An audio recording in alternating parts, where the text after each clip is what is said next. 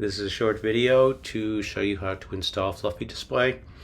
This is for another video I did on using a Mac as a separate monitor, but I guess I wasn't explicit enough on how to install it.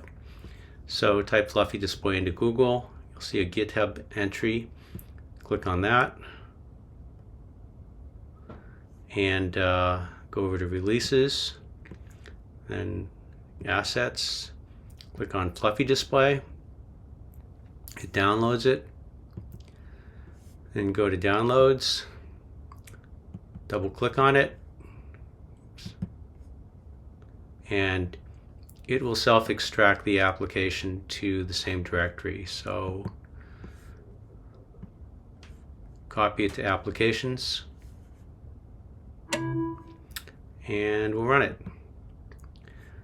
And open. And so here's FluffyDisplay. And to create a new virtual display, you click on New and then select the appropriate resolution on the other system. If you want to start it automatically, then you need to put in your login items.